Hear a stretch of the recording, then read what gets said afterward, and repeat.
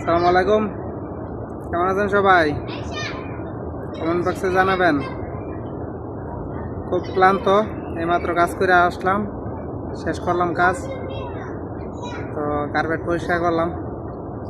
আজকে একসাথে দুইজন আসে নাই, তিনজনে একসাথে কাজ করতে হয়। তিনজনের কাজ একলাই করলাম আর কি।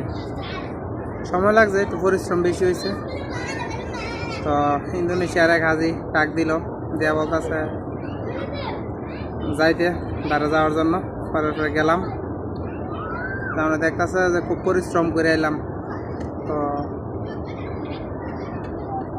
দুইজনে টাকা দিছে, কত দিছে বলবো না, ভালো টাকাই দিছে ইনশাল্লাহ।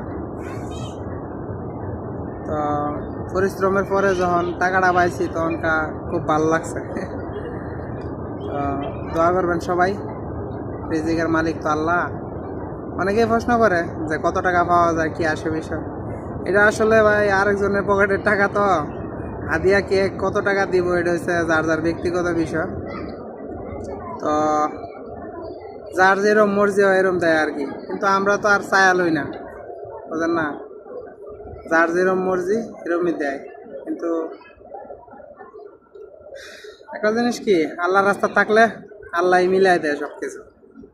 ভালো থাকবেন, সুস্থ থাকবেন, আল্লাহ হাফেজ।